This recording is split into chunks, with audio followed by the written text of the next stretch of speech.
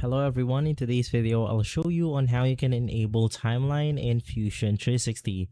Now the reason why your timeline right here is disabled is because it's actually not being recorded on the project that you have.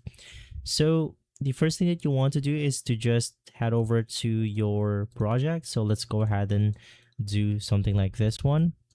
And then what you want to do is to just click on the project that you have, or basically you have the document setting. And after right clicking on your document, there's going to be this option called change parametric modeling. So basically what this does is that it records all of the things that you were doing onto your model. So as of right now, this is the only thing that's being recorded. So let's then go ahead and make a few adjustments. So let's say with this one, let's click extrude and let's extrude it a bit further. Click OK.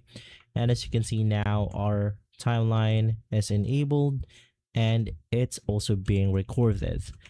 So that's all you have to do in order to fix this. So you want to navigate through your document, and if it's already at the other modeling mode, you're simply good to go. But if it's set to the direct modeling, you then want to go ahead and change it in order to actually enable the timeline.